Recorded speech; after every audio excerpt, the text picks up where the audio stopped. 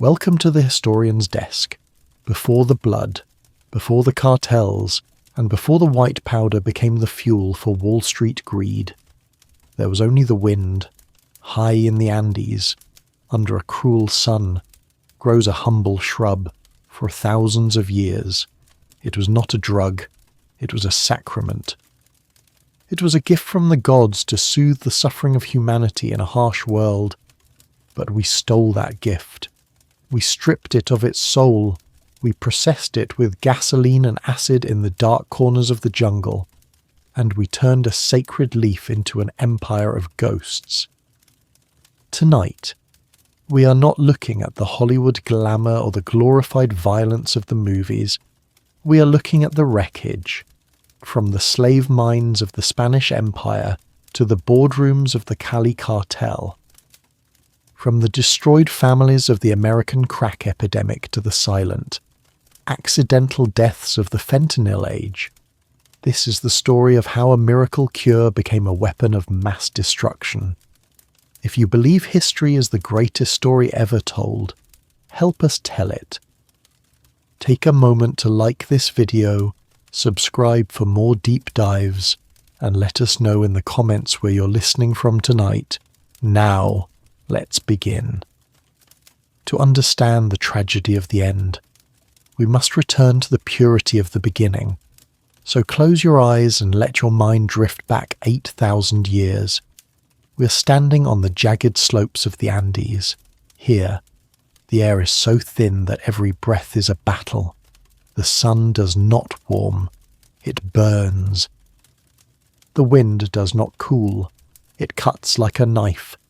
This is a hostile world where life should not exist, but humans did exist, and they did so thanks to a small, oval-shaped green leaf.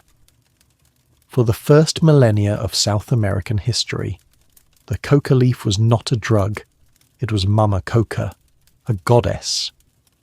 A sacred sacrament linking humanity to the sun god.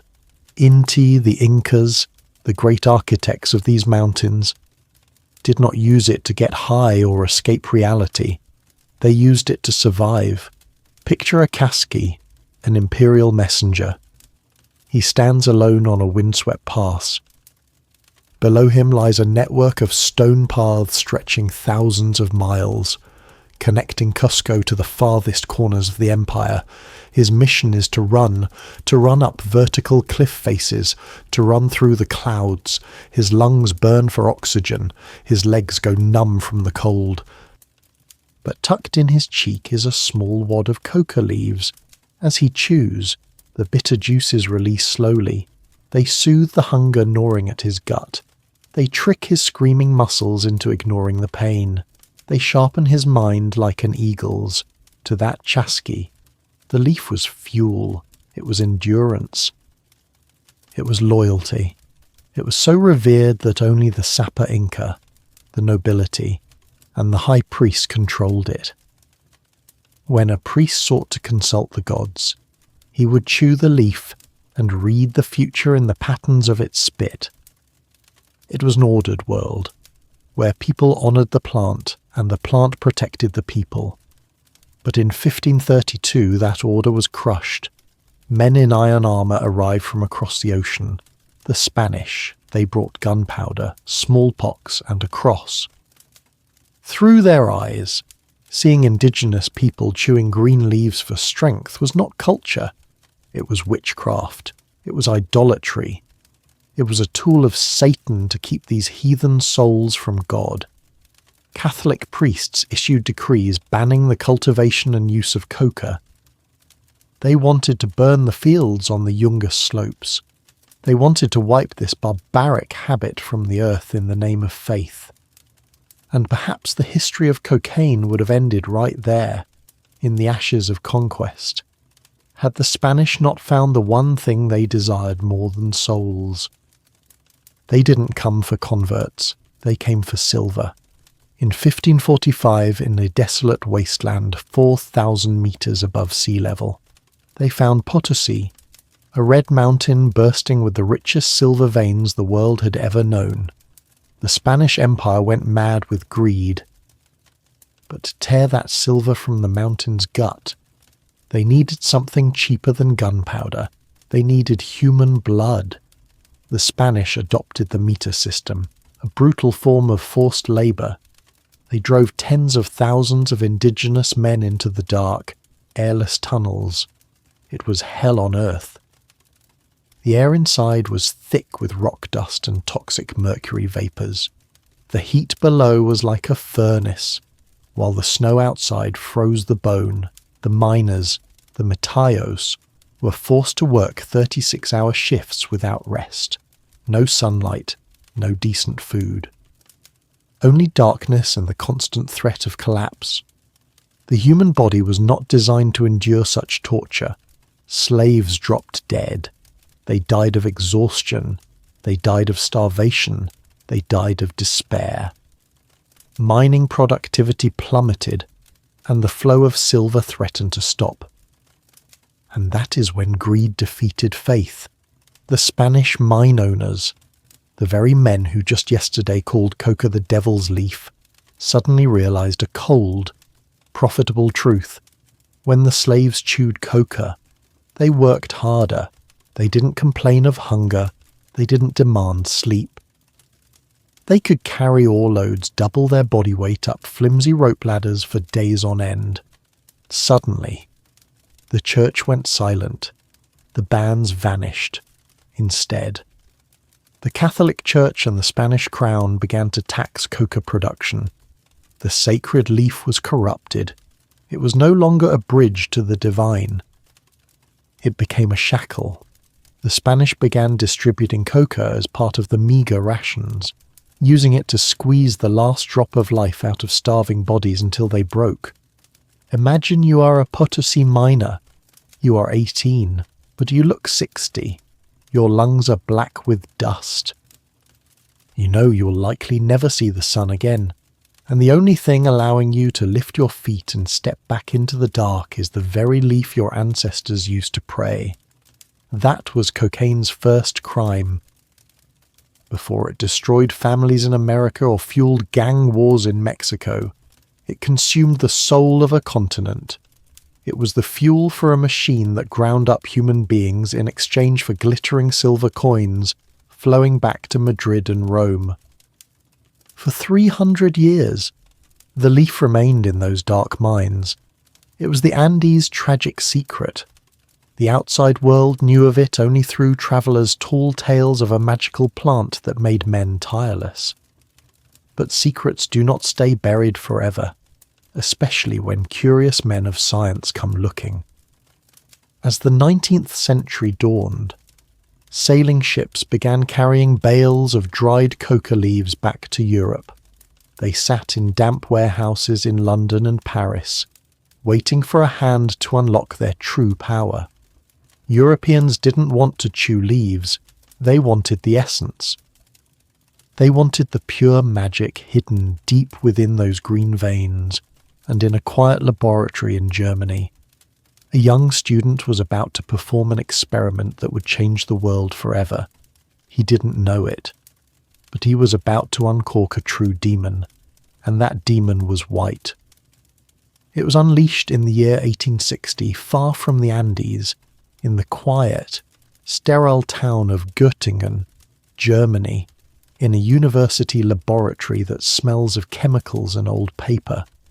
A graduate student named Albert Niemann is about to do what the Incas never dared. He is dissecting the sacred leaf. Using a meticulous process of chemical washes, alcohol baths, and distillations, Niemann strips away the plant matter. He removes the soul of the leaf and leaves behind only its chemical heart. What remains in his glass beaker is not green. It is a pile of white, odourless, bitter crystals. Niemann leans in. He places a few grains on his tongue. He notes a strange, cold sensation. His tongue goes numb. He gives this new substance a name, adding the standard scientific suffix to the plant's origin. He calls it cocaine. At that moment, science did not know it had just weaponized a plant. It thought it had found a miracle. and the world was ready to drink it up. Enter Angelo Mariani, a marketing genius from Corsica with the soul of a modern influencer. In 1863, he had an epiphany. He took fine Bordeaux wine and steeped Peruvian coca leaves in it. The alcohol acted as a solvent, extracting the cocaine and creating a potent, golden elixir.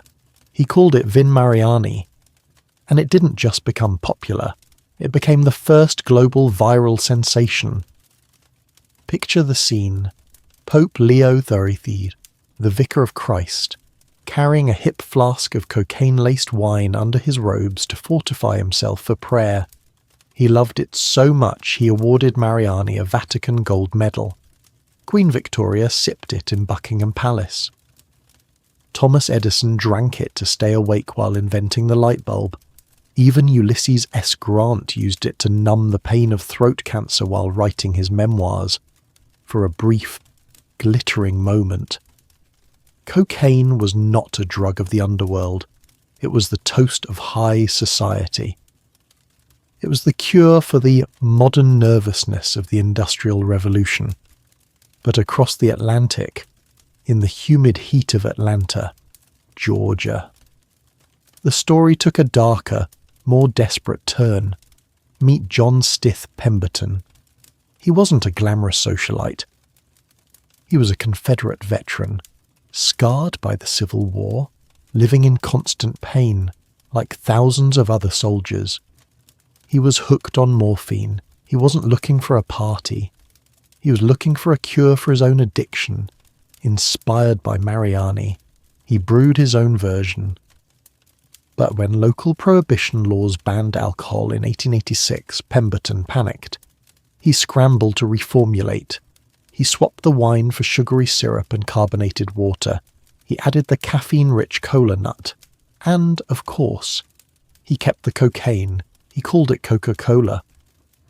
It was sold at soda fountains as a brain tonic, a cure for headaches and exhaustion. Imagine that. Families, children, workers, all sipping on a beverage spiked with a potent stimulant, believing it was health food. The American dream was being bottled, and it had a kick. But the greatest seduction didn't come from a soda salesman. It came from a doctor in Vienna. A young, ambitious neurologist named Sigmund Freud was struggling to make his name. He experimented on himself. He described the effect as exhilaration and lasting euphoria. He was in love. Freud wrote song-like papers praising cocaine as a magical panacea. He sent it to his fiancée to give her rosy cheeks. He recommended it to his friends to cure their morphine addictions. He truly believed he had found the answer to human suffering. It was the honeymoon phase of history. The world was high, and it felt fantastic. The surgeries were painless thanks to cocaine anesthesia. The parties were endless. The productivity was soaring. But chemistry has a rule. There is no free energy. The bill was coming due. And for Freud, the first payment would be personal, tragic, and horrifying. The magical substance was about to reveal its teeth, and when those teeth finally bit down, the world learned that the crash is always louder than the climb. By the late 1890s, the global love affair with the divine leaf began to curdle. The miracle tonic was not producing supermen, it was producing ghosts. The first warning bells didn't ring in a police station, but in the consulting room of Sigmund Freud. The man who had sung cocaine's praises was forced to watch its true nature destroy his closest friend. Freud had prescribed cocaine to his colleague, Dr. Ernst von Fleischl-Marxow, to help him kick a morphine habit. It was a decision that would haunt Freud for the rest of his life. Ernst didn't get better. He descended into a new, specifically modern kind of hell. He didn't just become addicted, he became possessed. He wasted away. consumed by a psychosis that convinced him white snakes were crawling over his skin.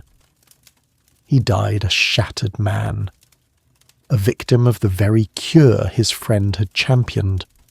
Doctors across Europe began reporting the same terrifying symptom. They gave it a clinical name, formication, from the Latin formica, meaning ant. Patients were scratching their skin raw, tearing at their own flesh to dig out imaginary bugs that they were convinced were burrowing beneath the surface. The cocaine bugs became the symbol of the drug's betrayal. The euphoria was gone. Only the itching remained. But while Europe saw a medical tragedy, the United States saw a political opportunity in the American South. The turn against cocaine wasn't driven by concern for the addict's health. It was driven by fear, specifically white fear of black men.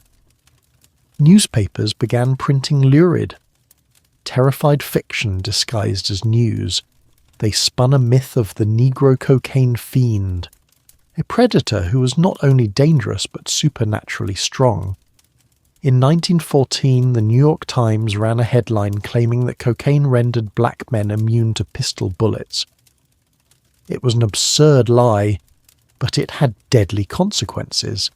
Police departments in the South actually switched from .32 caliber revolvers to larger .38 caliber weapons, citing the need for more stopping power against these drug-fueled phantoms. The drug had been racialized. It was no longer a medicine for the wealthy. It was painted as a weapon of the underclass, and when fear moves the public, the government moves the law. The hammer came down in 1914 with the Harrison Narcotics Tax Act. On paper, it was just a tax law, a bureaucratic registry for sellers. But in practice, it was a banhammer. Federal agents used the law to arrest doctors who prescribed maintenance doses to addicts. Overnight, addiction was redefined. It was no longer a sickness to be treated by a physician. It was a crime to be punished by a jailer. The pharmacy doors slammed shut. The Coca-Cola recipe was quietly purged of its active kick. The era of legal, medical cocaine was dead, but you cannot legislate away desire. When the front door closes, the back window opens. Cocaine didn't disappear. It just changed its clothes. It took off the lab coat and put on a tuxedo. It was about to go underground, into the speakeasies and the jazz clubs, where a new kind of royalty was waiting to embrace it. They embraced it because the law has a funny way of creating value. When the United States government slammed the door on the pharmacy and the soda fountain in 1914, they didn't erase the desire for cocaine. They simply gentrified it by banning the powder. They stripped it of its medical legitimacy and wrapped it in something far more seductive: secrecy. And in the 1920s, a decade drunk on bathtub gin and desperate for rebellion, a secret was the most expensive accessory you could buy.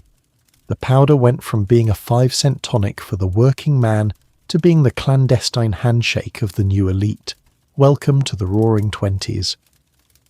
The war to end all wars was over, and a generation of survivors wanted to dance until they collapsed.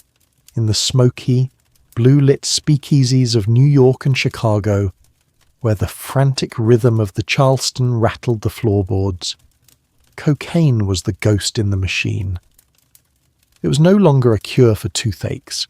It was now the champagne of drugs.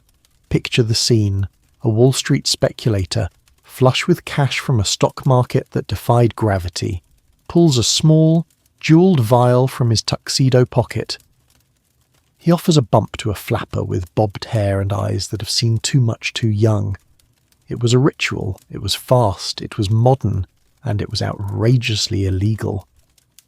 For the banker, it was the feeling of invincibility, a chemical guarantee that the party would never end, and the market would never crash.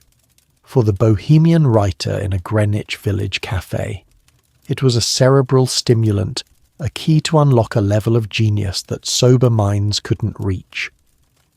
But the true spiritual home of this new, illicit luxury wasn't New York. It was a sun-drenched town on the West Coast that was busy manufacturing the world's dreams. Hollywood, in the 1920s.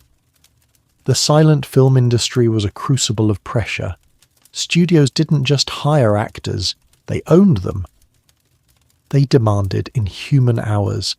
They needed faces that could project joy, sorrow, and passion 30 feet high, day after day, under the brutal heat of Klieg lights. An unknown girl from Ohio could become a goddess overnight, but she had to sparkle. She had to be on. And when the natural energy faded, the studio doctors and the hushed dealers were there with the solution. They gave it whimsical, innocent names. They called it girl, they called it nose candy. It was the pick-me-up before a 4 a.m. shoot. It was the social lubricant at the debauched parties in the mansions of Laurel Canyon. It was the silent partner in the golden age of cinema. But the camera eventually captures everything, even the rot. The public caught its first glimpse of the horror in 1923 with the death of Wallace Reed. Reed was America's heartthrob, the perfect man, a dashing action star with a smile that melted hearts. But behind the smile was a man in agony after an onset injury. Reed was treated with morphine, and then, in a misguided attempt to cure him, he was introduced to cocaine. He didn't just spiral, he disintegrated. He died in a sanitarium at the age of 31, a shattered husk of the hero millions worshipped. His death terrified the studio heads, not because a human being had died. That was a replaceable resource, but because it threatened the box office. The industry scrambled to cover up the scandal. They instituted the Hays Code, a rigid set of moral guidelines to scrub the filth from the screen, but they didn't stop the snow. They just forced the users to close the bathroom door. The girl was still the most popular guest at the party. And who was ensuring that the girl arrived on time? Who connected the Wall Street banker and the Hollywood starlet with their fix? This is where the criminal genius begins to evolve. Enter the men like Arnold Rothstein, the legendary New York kingpin. Rothstein was a businessman who happened to be a criminal. He looked at prohibition, the ban on alcohol, and he looked at the ban on cocaine, and he saw a simple economic truth. Bootlegging alcohol was hard work. You needed fleets of trucks, massive warehouses, and you had to bribe half the police force to move crates of whiskey bottles. But cocaine was a dream. It was low volume, high margin. $1 million worth of product could fit in a suitcase. You didn't need a truck. You just needed a pocket. Rothstein and the early syndicates began to diversify. They realized that while alcohol was for the masses, cocaine was for the classes. It was a luxury good with an infinite markup. The supply lines were still crude, often diverted pharmaceutical shipments from Europe or small stashes smuggled on steamships from South America. But the foundation was laid. The high life of the 1920s proved one thing. You can take a drug out of the pharmacy, but you can't take it out of the culture by making it forbidden. The government had inadvertently turned it into the ultimate symbol of success, but the party was operating on borrowed time. While the Americans were snorting lines in Art Deco bathrooms, history was shifting gears thousands of miles to the south. The era of the gentleman smuggler and the artist's muse was about to end. The era of the industrialist was coming. And the next generation of suppliers wouldn't be wearing tuxedos, they would be wearing blood. But when the movie stars in Los Angeles were inhaling lines of pure white powder off glass tables, they didn't know about the blood, or perhaps didn't want to know where it came from. if you were to trace that line backwards, across thousands of miles of ocean, through the thick cloud cover of South America, you wouldn't land in a sterile laboratory filled with men in white coats. You would land in a toxic mud pit in the middle of the jungle. Welcome to the source of the dark alchemy. In the middle of the 20th century, the epicenter of the cocaine trade wasn't Colombia. It started on a long, thin strip of coast, Chile. In port cities like Valparaiso, hardened smugglers saw an opportunity, but they didn't want to just move leaves. They wanted to sell something purer, stronger, and infinitely more expensive. They developed the first industrial production process, a brutal recipe that turned green leaves into white gold. Witness the process, because it is the embodiment of cruelty. First, impoverished farmers in Peru and Bolivia harvest the coca leaves. They carry them to crude pits dug directly into the forest floor. Here, the magic begins with destruction. They don't use holy water, they use gasoline or kerosene. Tons of leaves are soaked in this flammable solvent. And to extract the alkaloid, they need pressure. Who provides the pressure? Human beings. Look at those men. They're often barefoot, standing knee-deep in a slurry of rotting leaves and toxic gasoline. They stomp for hours, for days. The chemicals burn their skin, eating away at their flesh, but they keep stomping, because it is the only way to eat. This pulp is then mixed with sulfuric acid and other caustic chemicals. A foul stench rises from the pits, the smell of chemical death that the jungle cannot mask. The product of this stage isn't the sparkling white powder yet. It is a dirty greyish sludge called pasta base, coca paste. It is full of impurities, lead, solvents, and misery. From these jungles, the paste was flown to northern Chile. There, in ramshackle warehouses, cooks used ether and acetone, highly volatile chemicals, to wash away the grey, revealing the glittering crystals of cocaine hydrochloride.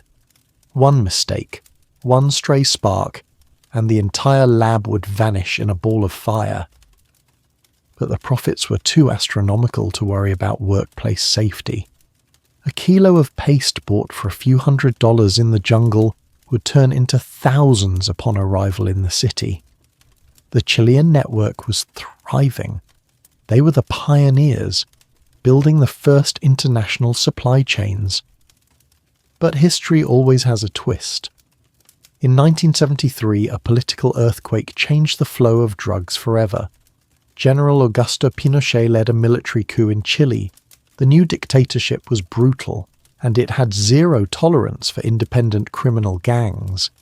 Pinochet cracked down without mercy. The Chilean traffickers were arrested, executed, or forced to flee. The Chilean connection was severed. Washington might have breathed a sigh of relief, but they were wrong.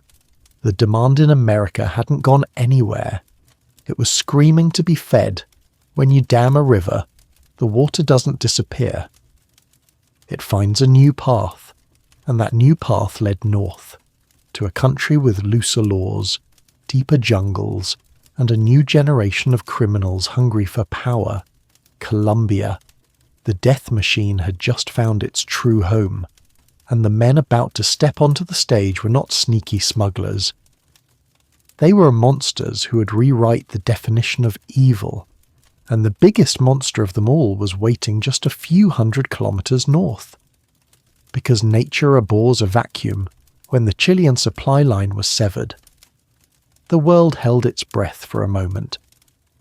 But the hunger in the nostrils of America was too strong to be ignored. The centre of gravity shifted north, to the lush, mountainous heart of Colombia, to a city called Medellin.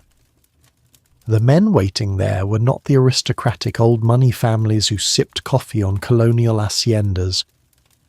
They were the rough, hungry sons of the street. They were car thieves, tomb robbers, and small-time hustlers who had been watching the world from the gutter and decided they wanted to own the sky. And standing at the centre of this new pack of wolves was a man with a soft face and the eyes of a shark. Pablo Emilio Escobar Gaviria. Escobar didn't invent cocaine. He didn't even invent smuggling. What he invented was scale.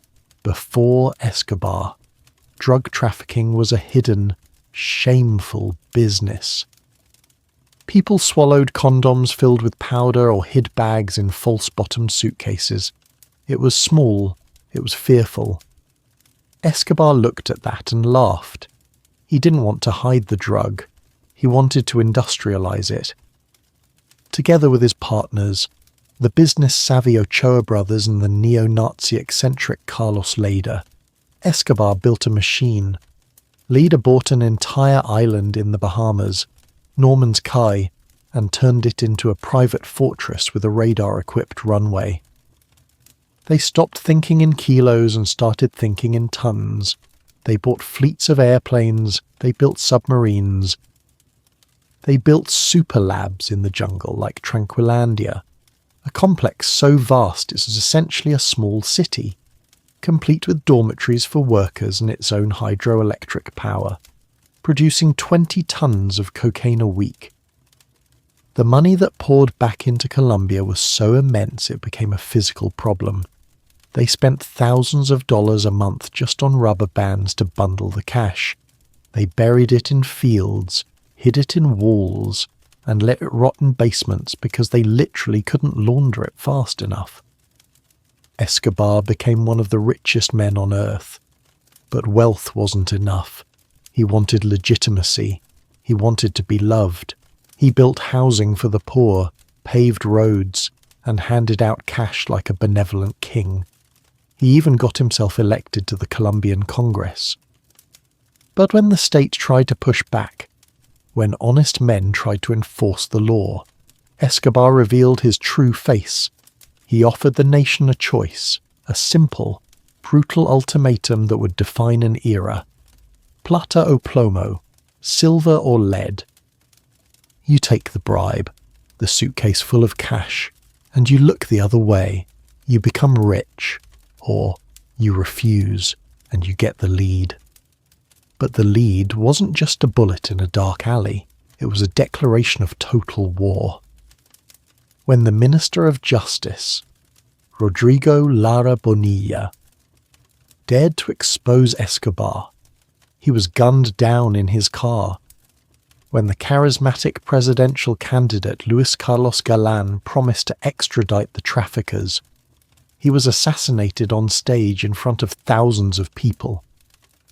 Escobar didn't just kill his enemies, he tried to kill the spirit of the nation, the low point, the moment that stripped away any illusion of him being a Robin Hood, came on November 27th, 1989.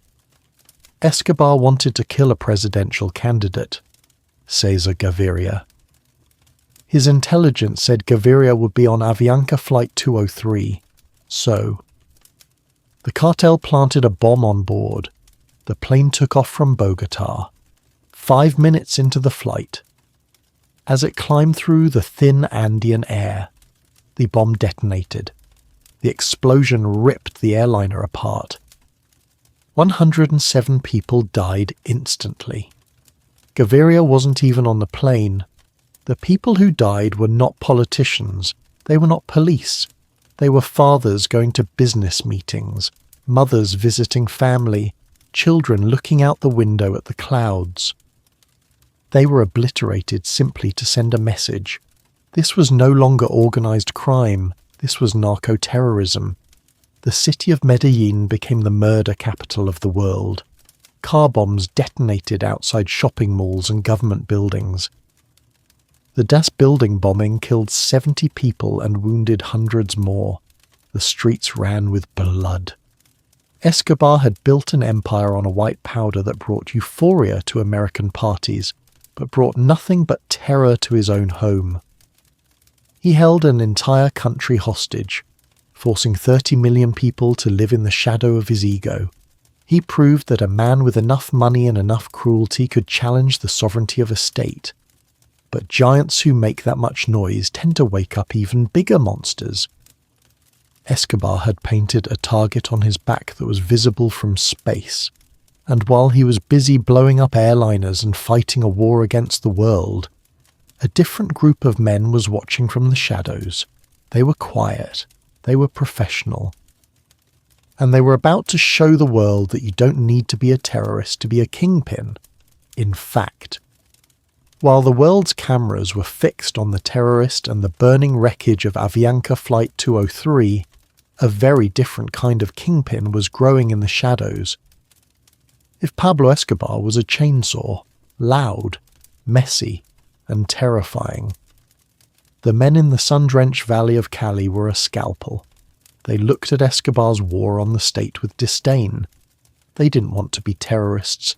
They didn't want to be loved by the poor. They wanted to be the board of directors of the world's most profitable multinational corporation. They called themselves Los Caballeros de Cali, the Gentlemen of Cali. And they were about to teach the world that the most dangerous criminal is the one who looks exactly like a legitimate businessman. This wasn't a gang. It was a syndicate, run by a quartet of men who divided the world between them like a pie. At the head of the table sat the brothers, Gilberto and Miguel Rodriguez Orejuela. Gilberto was known as El Ajedrecista, the chess player. He was the face, the strategist, the man who moved comfortably in the VIP boxes of soccer stadiums and the private dining rooms of banks.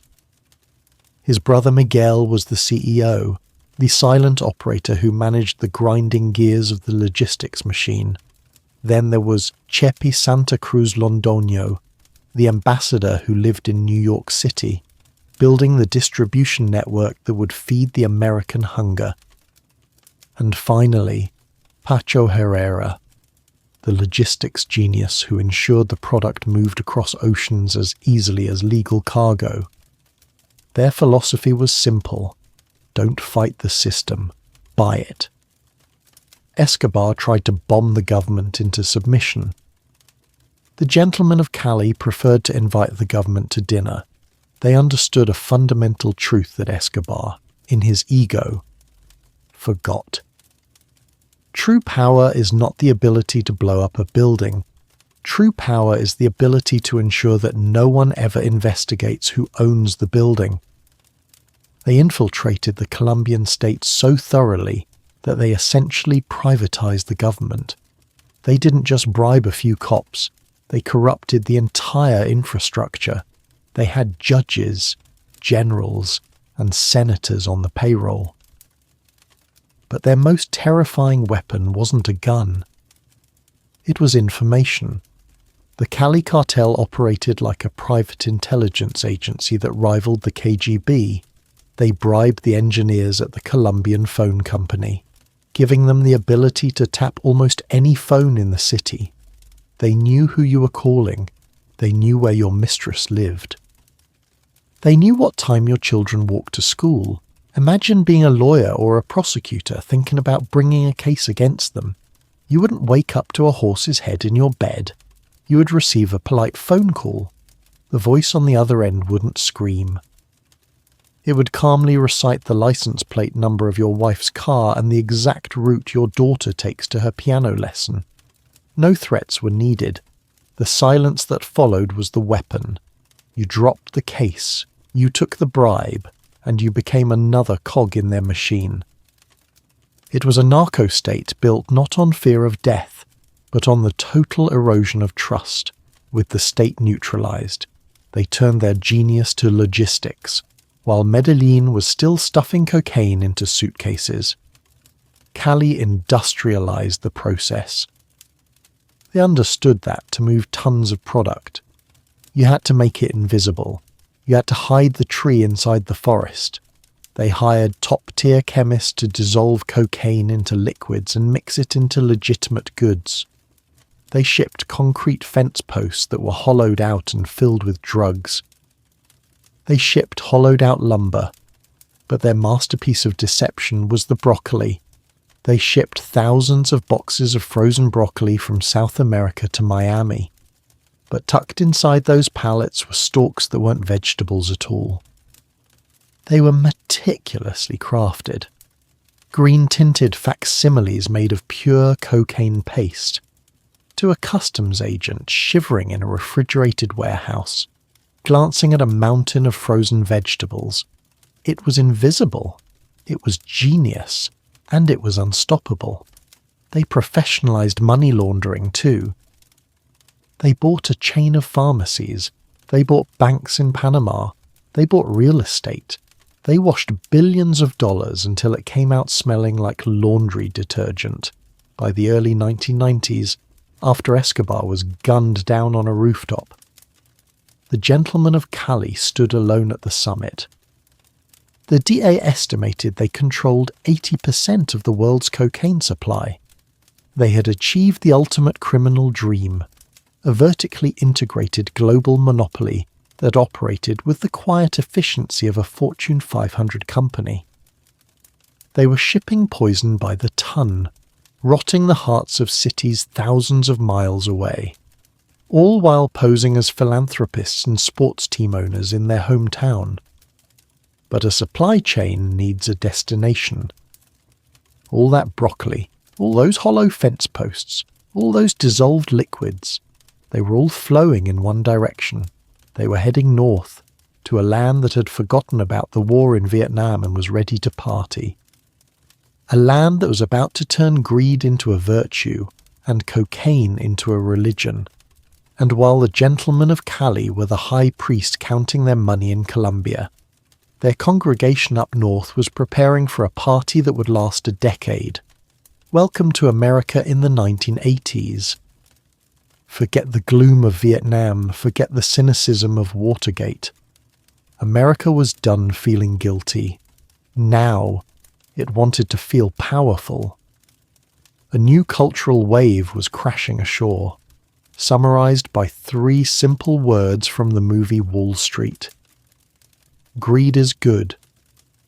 It was the era of Ronald Reagan, of mirrored glass skyscrapers and red Italian sports cars. And the fuel for this massive engine of ambition wasn't gasoline, it was cocaine. Unlike the marijuana or LSD of the 1960s, drugs that made you want to drop out, reflect, and rebel. Cocaine was the drug of the winner. You might think this is just a story about criminals in distant countries, but look around you. Look at the skyscrapers in your city and ask yourself how many of them were built on the confidence of a white line. It didn't make you sleepy, it made you sharp. It promised to make you the best, fastest, most charming version of yourself.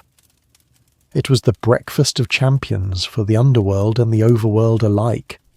Look at the trading floors of Wall Street, amidst the frantic screaming of brokers and the flickering of red and green numbers. Cocaine was the open secret. In the bathrooms of those skyscrapers, young men in expensive Armani suits were leaning over small mirrors, a white line, a sharp inhale, and boom! The fatigue vanished. The doubt evaporated. They returned to their desks, ready to scream into telephones for another 10 hours. Closing million-dollar deals with the chemical confidence of gods. Cocaine became the ultimate accessory for the yuppie, the young urban professional. It was a signal that you had arrived. If you could afford cocaine, you were a player, and when the sun went down, the party moved from the office to the nightclub. The epicenter of this hedonism was Studio 54 in New York. Beneath the strobe lights and the glittering disco ball, cocaine was passed around on silver trays as if it were an hors d'oeuvre. The club's famous logo, the man in the moon holding a silver spoon to his nose, wasn't a subtle metaphor. It was a brazen, arrogant wink. Here, there were no laws. There was only pleasure. Even the tools of consumption became status symbols.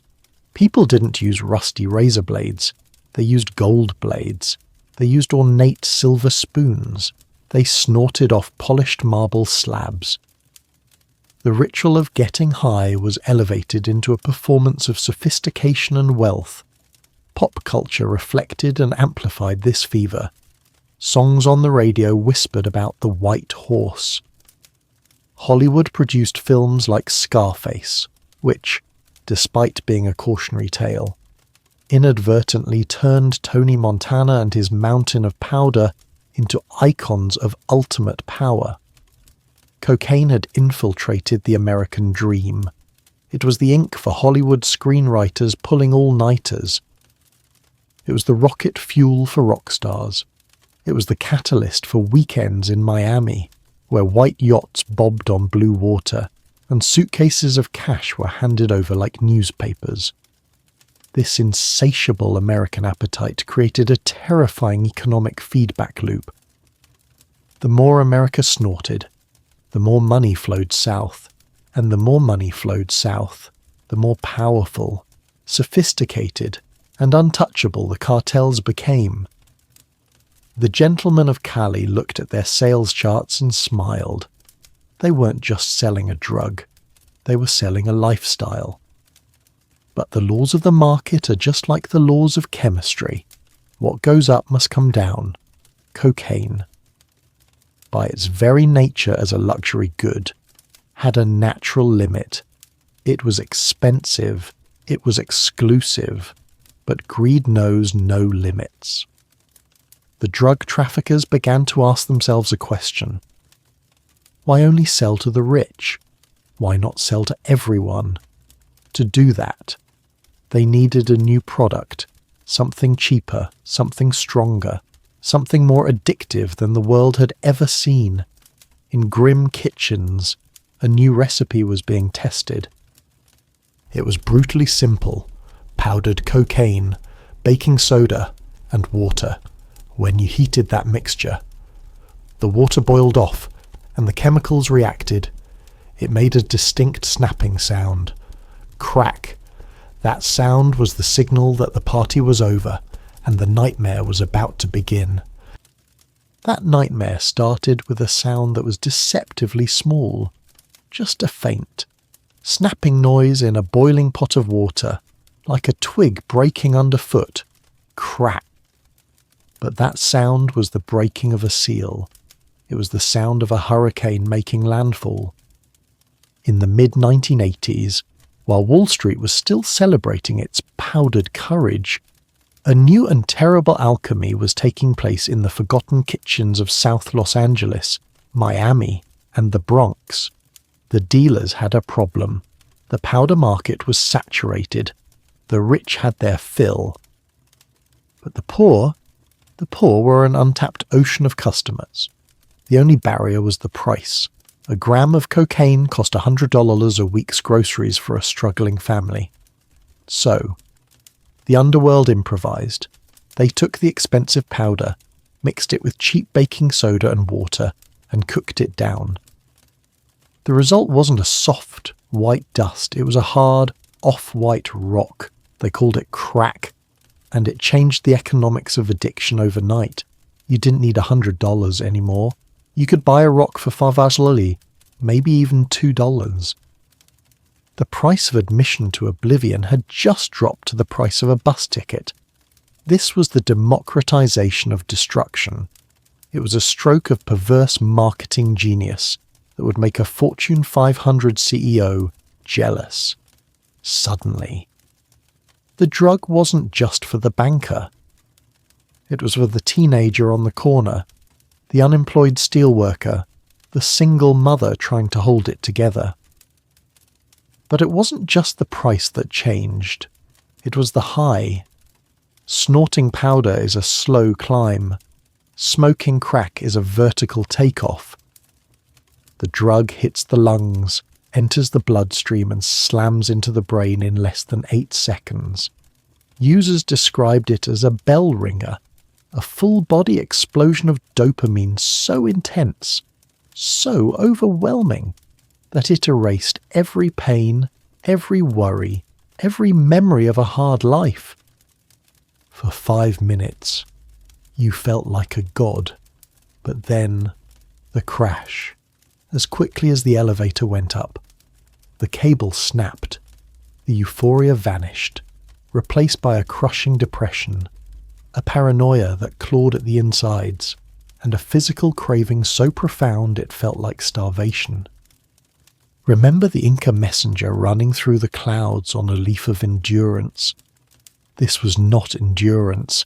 Standing shivering on a street corner for a $5 rock was slavery. This was the trap. The high was too short. The low was too deep. To feel normal again, you didn't just want another rock. You needed it. You would sell your car, your wedding ring, your body, your soul, just to stop the screaming in your head. The epidemic swept through America's inner cities like a wildfire in a dry season. These were communities already wounded, hollowed out by the loss of factory jobs, neglected by the government, and fractured by poverty. Crack didn't create the cracks in the foundation. It just poured poison into them. The landscape changed. The corner store became an open-air market. The abandoned apartment building became a crack house, a hellscape of peeling paint and desperate shadows, where people ceased to be citizens and became ghosts, haunting their own neighborhoods. The violence that followed was not the gentleman's war of the Cali cartel. It was chaotic. It was desperate. It was young men shooting each other over a street corner that generated a few $100s a day. The murder rates in cities like Washington, D.C. and Detroit skyrocketed to levels that resembled active war zones. But the deepest wound wasn't the violence, it was the family. For the first time, a drug epidemic didn't just take the fathers, it took the mothers, the media, sensing a story that would glue viewers to their screens, descended like vultures. They coined a term that would stigmatize a generation: crack babies. Nightly news broadcasts showed trembling infants in hospital incubators, claiming they were permanently damaged, a lost generation destined to be criminals. It was a narrative of horror, and much of it was exaggerated. Science would later show that poverty and malnutrition did far more damage to those children than the drug itself. But the damage to the public perception was done. The media didn't paint these communities as victims of a health crisis. They painted them as an infestation. The crackhead became a zombie, a monster to be feared, not a human being to be saved. America watched the footage of burning neighborhoods and trembling babies, and it didn't feel compassion. It felt fear. And then it felt rage. The public demanded an answer. They didn't ask for hospitals. They didn't ask for job programs or mental health support. They asked for a hammer, and in the halls of Congress, politicians from both parties, desperate to look tough on crime in an election year, were sharpening their pencils. They were about to draft a law that would take the tragedy of the streets and turn it into a tragedy of the courtroom. The storm had arrived. Now came the flood. And when the floodwaters reached the steps of the Capitol in 1986, Washington, D.C., was already running on a potent mixture of fear and electoral calculation. The midterm elections were approaching, and no politician, Democrat or Republican, wanted to be seen as soft. The public, fed a nightly diet of burning inner cities and crack babies, was screaming for a shield. Instead, Congress gave them a sword. It was called the Anti-Drug Abuse Act of 1986. It was signed into law with the fanfare of a victory parade, hailed as the decisive blow that would crush the epidemic. But in reality, it was a masterpiece of legislative fury that abandoned the nuance of justice for a brutal, rigid arithmetic. At its heart lay a single, devastating equation, a ratio that would define the fate of millions. 100 to 1. here is how the math of misery worked. If you were a Wall Street broker or a Hollywood producer caught with 500 grams of powder cocaine, a brick the size of a hardcover book, you faced a mandatory minimum sentence of 5 years in federal prison. But if you were a teenager in the South Bronx, caught with just 5 grams of crack cocaine, the weight of 2 packets of sugar, a handful of pebbles, you faced that exact same 5-year sentence. The chemistry was the same. The active ingredient was identical. But the punishment was exponentially different. The law didn't just target a chemical state, it targeted a zip code, it targeted a tax bracket, it targeted a skin colour. The typical user of powder cocaine was white, affluent, and lived in the suburbs. They were rarely arrested, and almost never prosecuted federally for simple possession. The typical user or low-level seller of crack was poor, African American, and lived in the over-policed inner city. With the stroke of a pen, the American justice system decided that the vice of the poor was 100 times more unforgivable than the vice of the rich. The consequences were immediate and catastrophic. The prison doors swung open and swallowed a generation whole. Federal prisons, once reserved for major traffickers and bank robbers, began to fill with low-level dealers and addicts. Fathers, brothers, and sons disappeared from their neighbourhoods, locked away for decades by judges who had been stripped of their discretion, forced to act as mere calculators of weight and time. But the war wasn't just fought with gavels, it was fought with battering rams. The rhetoric of war was taken literally. The surplus machinery of the Cold War and foreign conflicts began to trickle down to local police departments. The image of the friendly neighbourhood beat cop vanished. In his place stood a new figure, the warrior cop, clad in black Kevlar body armour, wearing a ballistic helmet, and carrying an M16 rifle designed for the jungles of Vietnam. This new officer looked like an occupying soldier. Armoured personnel carriers, tanks on tyres, began to roll through the streets of Los Angeles and Detroit. Flashbang grenades replaced the knock on the door. The primary tactic of this new war was the no-knock raid. Imagine the scene. It is 3 a.m. A family is sleeping. Suddenly, the front door splinters inward with a deafening crash, a blinding flash of light, a concussive boom. Men with assault rifles scream orders. Grandmothers are thrown to the floor. Children scream in terror. Houses were ransacked. Furniture was overturned, all in the desperate search for a few rocks of white crystal. The war was being fought in the living rooms of the poor. This strategy did not eradicate the drug. It did not treat the addiction. What it did was traumatize entire communities. It created a deep, festering wound of distrust between the people and the police that has never fully healed. It turned struggling neighbourhoods into occupied territories.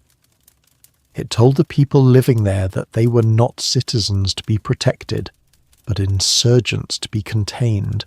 And while the prisons filled to bursting, and while the streets echoed with the sound of battering rams, the flow of cocaine didn't stop. Because you cannot arrest your way out of a market. You cannot incarcerate a demand. And as the United States was busy waging war on its own people, looking inward at the wreckage of the inner cities, it failed to notice that the real architects of the chaos were evolving. Far to the south, the Hydra was growing a new head, and this one wasn't wearing a suit like the gentleman of Cali. It was wearing a cowboy hat, and it was smiling. But the US government didn't see that smile yet, because in the early 1990s, the champagne corks were popping at the DEA headquarters in Arlington, Virginia. They had done it. They had hunted down the monster. Pablo Escobar was dead, bleeding out on a rooftop in Medellin. The gentlemen of Cali were in handcuffs, their corporate empire dismantled. The head of the dragon had been severed, but in their celebration, the architects of the drug war forgot a lesson as old as Greek mythology. When you cut off the head of a hydra, 2 more grow back in its place. And these new heads are hungrier, smarter, and harder to kill. While Washington was looking at the jungles of Colombia, the center of gravity was shifting quietly, invisibly, to the dust and heat of the north, to the deserts of Mexico. For decades, the Mexican smuggling families had been the junior partners. They were the delivery boys, the mules. They moved contraband across the 2,000-mile border because they knew the rivers and the ravines better than anyone. The Colombians paid them a flat fee in cash, a few $1,000s per kilo, to drive the truck. It was good money, but they were servants. But the pressure on the Colombians changed the equation. With their assets frozen and their routes through the Caribbean choked off by US radar, the gentlemen of Cali became desperate. They needed the Mexican land routes more than ever, and the Mexicans smelled blood. Enter Miguel Ángel Félix Gallardo. They called him El Padrino, the Godfather. He wasn't a wild gunman. He was a former police officer, a man of discipline and vision. He looked at the squabbling families of Sinaloa, Juarez, and Tijuana, and he did what no one thought possible. He united them. He built the Federation. A single, unified syndicate that controlled the plazas, the lucrative border crossings into the United States, and then he made the deal that changed history when the cash-strapped Colombians came to him, asking for help. Félix Gallardo didn't ask for more money. He realized that cash was heavy, hard to launder, and ultimately finite. He asked for product. He demanded that instead of a delivery fee, the Mexican organizations would keep 35 to 50% of every shipment they moved. The Colombians, desperate to keep the river flowing, agreed. They thought they were hiring a trucking company. They didn't realize they were crowning a new king, overnight. The economics flipped. The Mexicans were no longer just transporters, they were wholesalers. They now owned half the inventory entering the United States. They began to build their own distribution networks in Chicago, Atlanta, and New York, cutting out the Colombians entirely. The servants had become the masters, but the Federation was too volatile to last. The arrest of Félix Gallardo in 1989, following the torture and murder of DEA agent Kiki Camarena, did not destroy the organization.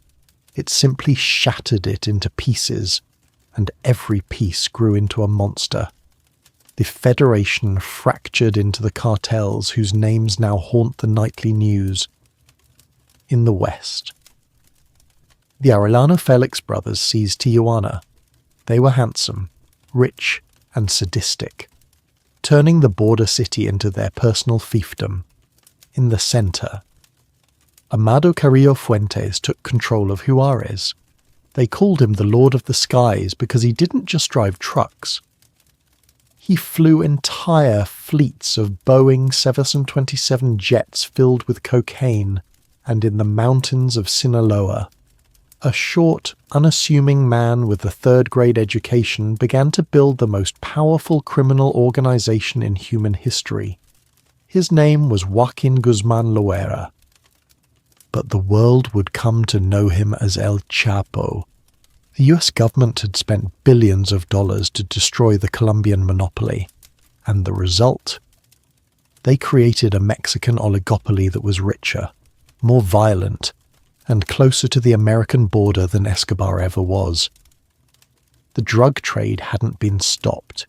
It had just been deregulated, and the new CEOs were preparing to unleash a level of violence that would make the Colombian wars look like a playground fight. the fight changed because, for a long time, the rule of the drug trade was simple: plata o plomo. Silver or lead. You bribe the police, or you kill them. But the goal was always to do business. The violence was a means to an end. But in the early 2000s, a new group emerged that didn't care about the rules. They didn't want to bribe the state. They wanted to be the state. They were called Los Zetas. These weren't street thugs who learned to shoot by aiming at beer bottles. They were the elite, originally members of the Grupo Aeromóvil de Fuerzas Especiales, GAFE, the Mexican Army's airborne special forces. Some had been trained by the United States to hunt drug lords, but they realized the drug lords paid better. They defected, bringing with them military discipline, encrypted radios, and tactics of total war. They changed the landscape of Mexico. They introduced the monsters, monstruos. These were dump trucks and heavy-duty pickups welded with thick steel plates, turned into homemade tanks capable of smashing through roadblocks and deflecting machine gun fire. With the Zetas, the violence ceased to be business.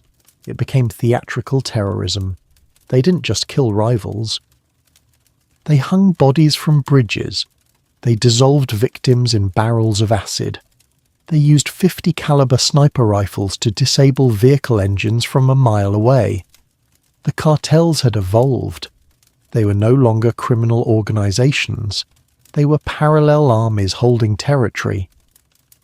And on an afternoon in October 2019, the world watched in horror as this parallel army defeated a sovereign nation on live television. The location was Culiacán, the stronghold of the Sinaloa cartel. The Mexican military, supported by US intelligence, launched a raid to capture Ovidio Guzman, one of El Chapo's sons. They breached the house. They had him in custody. It should have been a victory. Instead, it was a trap. Within minutes, the cartel activated a rapid response force that rivaled any modern military. Hundreds of gunmen poured into the streets. They didn't just attack the soldiers arresting Ovidio, they attacked the entire city. They set up burning blockades with buses. They surrounded the military bases. They went to the housing units where the soldiers' families lived and took their wives and children hostage. The message was clear: let him go, or we kill everyone. The city of Culiacán was paralyzed. The Mexican security forces, outgunned and outmaneuvered, were pinned down, and then the unthinkable happened. The order came from the very top, from President Andrés Manuel López Obrador. To save lives, the army was ordered to stand down. They released Ovidio Guzman. The soldiers lowered their weapons. The cartel gunmen cheered. They had fought the Mexican state in open battle, and they had won. It was a moment of profound national humiliation. It stripped away the illusion of control. It proved that in vast swathes of Mexico, the government is just a guest, and the narcos are the landlords. The white powder had done more than build mansions. It had funded an insurgency that could bring a country to its knees, but the hunger for cocaine is a global beast. While Mexico burned, the cartels were already looking at a map, plotting their next expansion. They needed new routes, they needed new partners, and they found them in the unlikeliest of places: the ancient ports of Italy and the fragile coasts of West Africa. They had to move east because, by the turn of the millennium, the North American nose was full. The market in the United States was saturated, prices were stabilizing, and the risk of interdiction was high. The cartels, ever the prudent capitalists, looked at the map and saw a new frontier. A continent of wealthy cities, open borders, and pristine banking systems, Europe. But the Colombians knew they couldn't just walk into Rome or London. They needed a local guide, a partner who understood the old world. they didn't turn to the flashy Sicilian mafia of The Godfather fame. They turned to the mountains of Calabria, the toe of Italy's boot, to find the 'Ndrangheta. If the Zetas are soldiers, the 'Ndrangheta are ghosts. For decades, they operated in silence, a clan-based society bound by blood and a code of silence so strict it makes the Omerta look like a gossip column. They were the masters of maritime logistics. They controlled the massive container port of Gioia Tauro. To the casual observer, it was a busy hub of global trade. To the traffickers, it was a private gate. The partnership was a masterpiece of criminal efficiency. The Colombians handled the production and the ocean crossing. The 'Ndrangheta handled the reception. They ensured that out of thousands of shipping containers, the one filled with cocaine hidden inside industrial machinery would slip through customs untouched. They paid on time, they didn't ask questions, and they flooded Europe with snow. But the direct route across the Atlantic was risky. Satellites and coast guards were watching.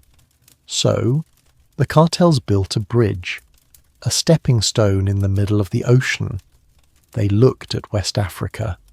The coastline from Senegal to Nigeria became the world's transit lounge for cocaine. It was a smuggler's paradise. Poor nations with weak governments and unpatrolled waters, countries like Guinea-Bissau were so overwhelmed by the influx of drug money that they became the world's first true narco-states outside of the Americas. The logistics were cinematic. Giant motherships would sail from South America and anchor in international waters. Under the cover of darkness, swarms of small, fast fishing boats would race out from the African coast to meet them. The bales of cocaine were transferred, brought ashore, and stored in warehouses guarded by bribed generals. From there, the poison moved north. It was flown into Europe on ghost flights, private jets filing false flight plans, landing on remote airstrips in Spain. It was driven overland by Serbian trucking syndicates. It was fought over by the Mokro Mafia in the ports of Rotterdam and Antwerp. The web was complete. The powder from the Andes was now fueling the nightclubs of Berlin, the banking halls of London, and the fashion parties of Milan.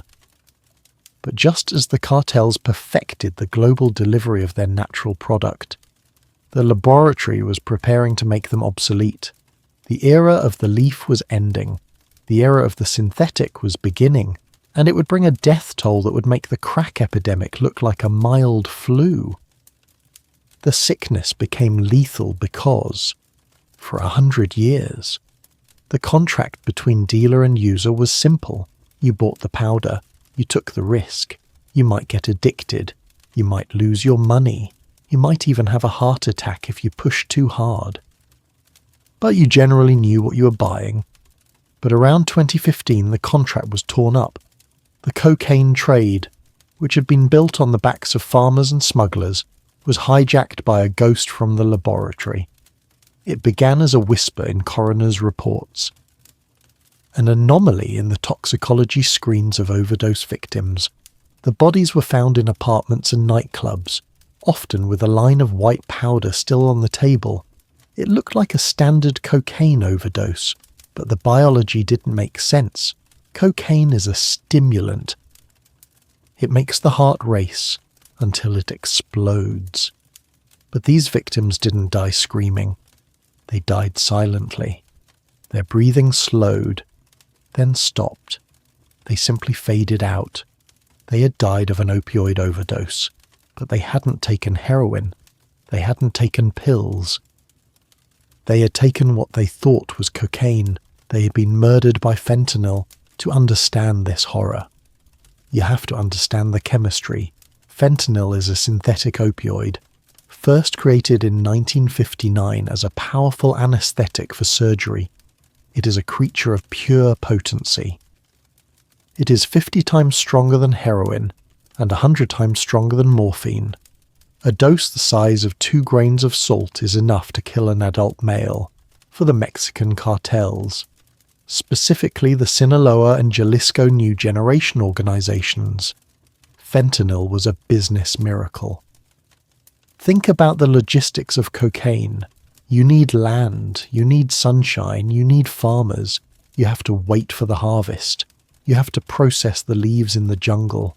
It is messy, slow, and vulnerable to weather and police raids. Fentanyl requires none of that. You don't need a field. You just need a basement. You order precursor chemicals from China, you hire a chemist, and you can produce millions of doses in a week. The economics are ruthless. A kilogram of cocaine might cost thousands to produce and transport. A kilogram of fentanyl is cheap to make but can be cut into hundreds of thousands of lethal doses.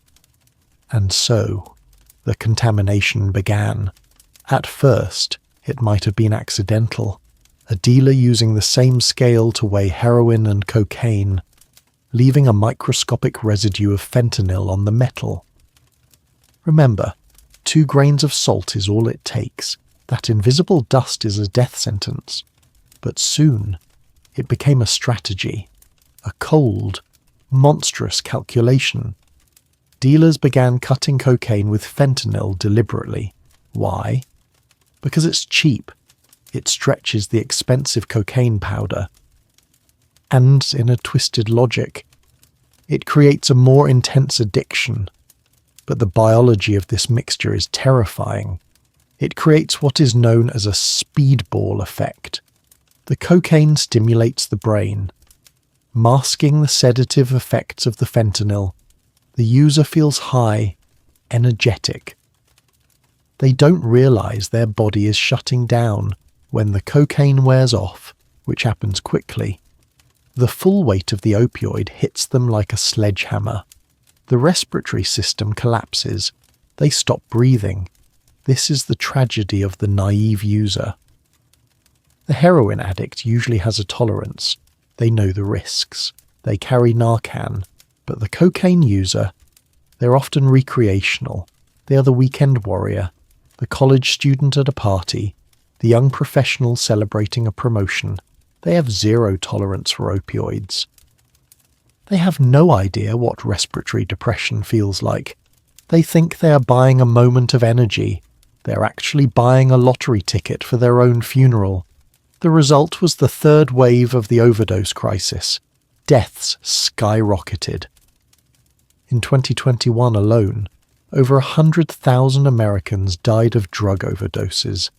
A terrifying percentage of those were people who thought they were taking a stimulant, only to be silenced by a depressant. This changed the psychology of the night. The party drug became a game of Russian roulette. Every time a user buys a baggie in a bar bathroom, they are making a life or death wager. Is this cocaine, or is it the bottom of the barrel, scraped from a table where fentanyl was mixed an hour ago? The cartels don't care. To them, the dead customer is just breakage, a minor loss in a business model that is more profitable than ever. They flood the market with counterfeit pills and tainted powder, indifferent to the body count. The white powder, once the symbol of high-status glamour. The champagne of drugs had become a Trojan horse. It no longer promised to make you feel like a king. It promised nothing but a cold, silent end. The journey that began with a sacred leaf on a mountaintop has ended here. In a coroner's van, carrying a body that didn't have to die. That coroner's van is where we must stop. As we arrive at the end of the long, dark road, we stand here, a century after the first laws were passed, and we survey the wreckage. What is the true legacy of the white powder? It is not written in the history books. It is carved into the surface of the earth. Look at the Amazon basin, the lungs of our planet.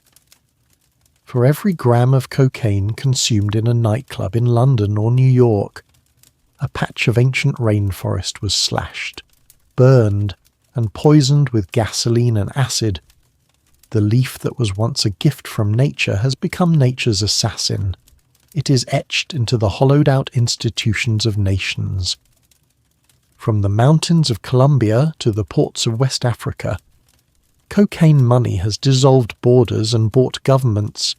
It created the narco-state, a terrifying new form of government where the only law is silver or lead, and where honest men are buried while monsters build schools.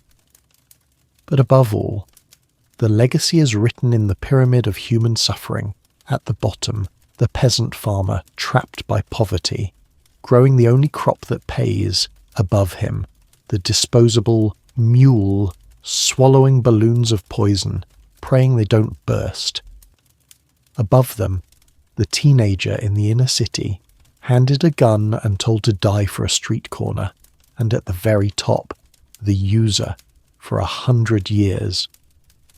The great deception of cocaine was to disguise this pyramid of blood as a line of glamour on a mirror. It promised power. It promised confidence. It promised to make you a king for 15 minutes, but the bill always comes due. We have spent trillions of dollars fighting a war on drugs. We have burned fields, bombed labs, and filled prisons, and yet the river of white powder flows stronger than ever. Why? Because we are fighting the wrong enemy. We are fighting a plant. We are fighting a chemical. But the true engine of this machine isn't agriculture. It isn't chemistry. It is greed. The greed of the dealer who cuts his product with fentanyl to make an extra dollar, indifferent to the life he takes. The greed of the cartel boss who burns down a city to save his son. And the hunger of a society that is so desperate to feel more energetic, more powerful, more alive, that it is willing to inhale death to get there. As long as there is a demand for false power, there will be a supply of real tragedy. The sacred leaf of the Andes will grow back. The jungles may one day heal, but the lives lost to the alchemy of greed are gone forever. The shadow is long. But perhaps, by telling the truth about the darkness, we can finally begin to walk toward the light. The wind still blows through the Andes, and the humble shrub still grows under the cruel sun, innocent and green. It is waiting for us to learn. Take care of yourselves, and thank you for watching.